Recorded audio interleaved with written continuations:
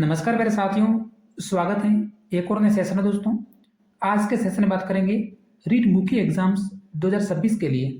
आज का जो हमारा टॉपिक्स हैं प्रमुख दार्शनिक व मनोवैज्ञानिक। इस टॉपिक से संबंधित 10 प्रश्न हैं जो कि देखने वाले हैं, जो कि सीधे एग्जाम्स में पूछे जाते हैं। तो मात्र 9 मिनट का समय लेकर इन 10 प्रश्नों को जरूर देखें। शुरुआत करेंगे हम प्रथम क्वेश्चन से। अंतर्दृष्टि या फिर सूज के सिद्धांत का प्रतिपादन है वो किसने किया, या फिर सूज का सिद्धांत है वो किसने दिया था। हमारा पहला क्वेश्चन है स्किनर, हेगार्टी, गेस्टोलवादी मनोवैज्ञानिक या फिर थॉर्नडाइक। जल्दी से आंसर बताना है, अंतर्दृष्टि या फिर सूज का सिद्धांत। तो यहाँ पे जो हमारा राइट आंसर हो गया ऑप्शन नंबर सी, गेस्टोलवादी मनोवैज्ञानिक। तो मुख्यतः गेस्टोलवादी जो मनोवैज्ञानिक हैं उसमें से प्रथम है मैक्स वर्दीमार, उसके बाद है कोहलर है और कोप्पा है। तो गेस्टोलवादी मनोवैज्ञानिक के अंतर्गत इन 3 वैज्ञानिकों का नाम है जो कि आपको याद रखने हैं, और इन्होंने जो प्रयोग किए थे वो किए थे वन मानुष पर। अब देखते हैं अगला प्रश्न, क्वेश्चन नंबर 2। आधुनिक मनोविज्ञान के जनक हैं वो माने जाते हैं, आधुनिक मनोविज्ञान के जनक। इसी वैज्ञानिक को ही संरचनावाद के जनक के रूप में भी जाना जाता है। तो कौन से वैज्ञानिक हैं? William Wundt, William James, Terman या फिर जेबी वॉटसन। तो यहाँ पे जो हमारा राइट आंसर हो गया ऑप्शन नंबर ए, आधुनिक मनोविज्ञानिक के जो जनक हैं वो है विलियम वुंट। इसी को ही संरचनावाद के जनक के रूप में भी जाना जाता है। अगर हमारा प्रश्न होता अमेरिकी मनोवैज्ञानिक के जनक, तो वो माने जाते हैं विलियम जेम्स। उसके बाद है बुद्धिलब्धि का जो फॉर्मूला, बुद्धिलब्धि का फॉर्मूला MA/CA इंटू 100, मानसिक आयु अपन वास्तविक आयु इंटू 100। तो ये जो फॉर्मूला दिया था वो दिया था टर्मन ने। तो आपको फॉर्मूला भी याद रखना है और इसी वैज्ञानिक का नाम भी याद रखना है। उसके बाद है व्यवहारवाद के जनक हैं वो थे हमारे जेबी वॉटसन। तो संबंधित जानकारी है जो कि आप याद रख सकते हैं। अब देखते हैं अगला प्रश्न, क्वेश्चन नंबर 3। यह प्रश्न रीट लेवल 1 में या फिर रीट लेवल 2 में किसी भी शिफ्ट में जरूर पूछा जाएगा मनोविज्ञान के अंतर्गत। तो बहुबुद्धि का सिद्धांत किसने प्रतिपादित किया? बहुबुद्धि का सिद्धांत हार्वर्ड गार्डनर, जीन पियाजे, डेविड वेसलर या फिर एरिक एरिक्सन। बहुबुद्धि का सिद्धांत, तो इस सिद्धांत का जो प्रतिपादन किया था ऑप्शन नंबर ए को लॉक करना है, हार्वर्ड गार्डनर। उसके बाद अगला प्रश्न बन सकता है संज्ञानात्मक विकास का सिद्धांत, तो वो जीन पियाजे। उसके बाद बहुकारक का सिद्धांत, तो वो दिया था थॉर्नडाइक ने। संज्ञानात्मक विकास जीन पियाजे और बहुकारक सिद्धांत है वो थॉर्नडाइक, और बहुबुद्धि है वो है हार्वर्ड गार्डनर। अगला प्रश्न देखते हैं क्वेश्चन नंबर 4। अधिगम का प्रबलन या फिर पुनर्बलन का सिद्धांत है दिया था। केवल आपको इन प्रश्नों को रिवीजन करना है। तो अधिगम का पुनर्बलन सिद्धांत आल्पोर्ट, ब्रूनर, रॉबर्ट गेने या फिर क्लॉक हल।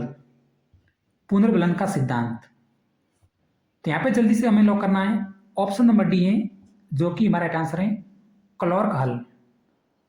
उसके बाद है शील गुण का सिद्धांत, तो यह दिया था आल्पोर्ट ने। उसके बाद है विकासात्मक मनोविज्ञान सिद्धांत, ये दिया था ब्रूनर ने। और अधिगम के 8 प्रकार जो बताए थे वो बताए थे रॉबर्ट गेने ने। तो लगभग 4 प्रश्न बन रहे हैं, आप याद रख सकते हैं इस प्रश्न को। अगला प्रश्न, क्वेश्चन नंबर 6। कौन सी अवस्था को वय संधि टीन एज ऑफ ब्यूटी के नाम से भी जाना जाता है? यह अवस्था शेषावस्था, बाल्यावस्था, किशोरावस्था या फिर प्रौढ़ावस्था। कौन सी अवस्था है जिसे वय संधि टीन एज ऑफ ब्यूटी के नाम से भी जाना जाता है? तो यहाँ पे हमें लॉक करना है ऑप्शन नंबर सी को, किशोरावस्था। इसी अवस्था को ही टीन एज के नाम से भी या फिर एज ऑफ ब्यूटी के नाम से भी जाना जाता है। अब कुछ अवस्था दे रखी है और उसकी समयावधि, तो जैसे शेषवावस्था तो 0 से 5 वर्ष है, बाल्यावस्था 6 से 12 वर्ष है, किशोरावस्था 13 से 18 वर्ष। कभी कभी सीधी इसकी उम्र पूछते हैं किशोरावस्था की, तो 12 से 18 वर्ष या फिर 11 से 19 वर्ष या फिर 13 से 18 वर्ष। उसके बाद है प्रौढ़ावस्था, तो 19 वर्ष के बाद। नेक्स्ट क्वेश्चन नंबर 6 प्रश्न है, मनोविश्लेषणवाद के जनक माने जाते हैं। मनोविश्लेषणवाद स्किनर, सिगमंड फ्रॉइड, कोहलर या फिर जीन पियाजे। प्रश्न सीधे बनते हैं लेकिन एग्जाम्स में गलत हो जाते हैं ऐसे प्रश्न, और मुख्यतः पूरी मनोवैज्ञानिक दार्शनिकों पर आधारित हैं। तो मनोविश्लेषणवाद के जनक इन्होंने दिया था इदम, अहम और परम अहम। ये सिद्धांत आपने देखा होगा मनोविज्ञान में, क्योंकि हर टॉपिक्स में इसका जिक्र होता है, इदम, अहम और परम अहम का। तो ये सिद्धांत दिया था option number B, Sigmund Freud. Option number B को लॉक कर देना है। मनोविश्लेषणवाद के जनक माने जाते हैं सिगमंड फ्रॉइड। अगला प्रश्न, क्वेश्चन नंबर 7 प्रश्न है कि प्रिंसिपल ऑफ द साइकोलॉजी पुस्तक के लेखक थे। 3 बार पूछा गया रीट में, रीट मुख्य एग्जाम्स में 3 बार ये प्रश्न रिपीट हुआ है। तो प्रिंसिपल ऑफ द साइकोलॉजी पुस्तक के लेखक कौन थे? स्किनर, पावलोव, विलियम जेम्स या फिर जीन पियाजे। प्रिंसिपल ऑफ द साइकोलॉजी, तो यहां पे जो हमारा राइट आंसर है ऑप्शन नंबर सी को लॉक करना है, विलियम जेम्स। William James. अगला प्रश्न, क्वेश्चन नंबर 9 निम्न में से किसने अधिगम का सिद्धांत प्रतिपादित नहीं किया? अधिगम के सिद्धांत, तो कौन से एक वैज्ञानिक हैं जिन्होंने अधिगम का सिद्धांत या फिर सीखने का सिद्धांत है जो कि प्रतिपादित नहीं किया? थॉर्नडाइक, स्किनर, कोहलर या फिर B.S. ब्लूम। तो यहाँ पे जो हमारा राइट आंसर है option number D, B.S. Bloom को लॉक करना है, B.S. ब्लूम। अगला प्रश्न, क्वेश्चन नंबर है, कुछ सिद्धांत हैं तो आप इसका स्क्रीनशॉट ले सकते हैं।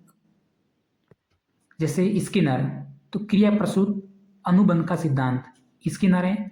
उसके बाद है अंतर्दृष्टि द्वारा अधिगम का सिद्धांत, वो दिया था कोहलर ने। उसके बाद है शैक्षणिक उद्देश्यों के वर्गीकरण के लिए जाने जाते हैं, वो B.S. ब्लूम। जैसे हमारा अंतिम प्रश्न का राइट आंसर था B.S. ब्लूम।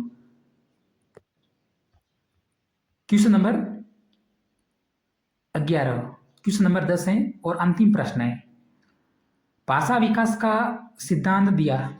भाषा विकास का सिद्धांत गेसेल, नोम चॉम्स्की, वर्दीमल या फिर कोहलरबर्ग।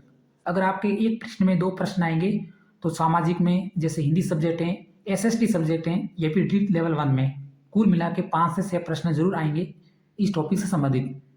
तो भाषा विकास का सिद्धांत वो दिया था option number B, Noam Chomsky ने। बिल्कुल याद रखना इस प्रश्न को, नोम चॉम्स्की। अब देखते हैं आज की क्लास का हमारा अंतिम प्रश्न, फिर क्लास को फिनिश करेंगे। वैसे हमने 9 मिनट का बोला था और पूरे 9 मिनट में आपने संपूर्ण वैज्ञानिक थे और उससे सिद्धांत थे आपको बता दिए। अल्बर्ट बांडुरा द्वारा प्रस्तावित अधिगम का सिद्धांत है।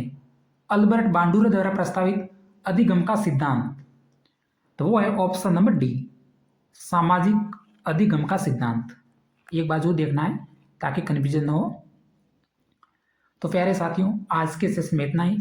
अगर हमारी जानकारी आपको पसंद लगी हो तो क्लास को सब्सक्राइब करके जरूर जाना। इसी तरह मिलेंगे अगले सेशन में। जय हिंद।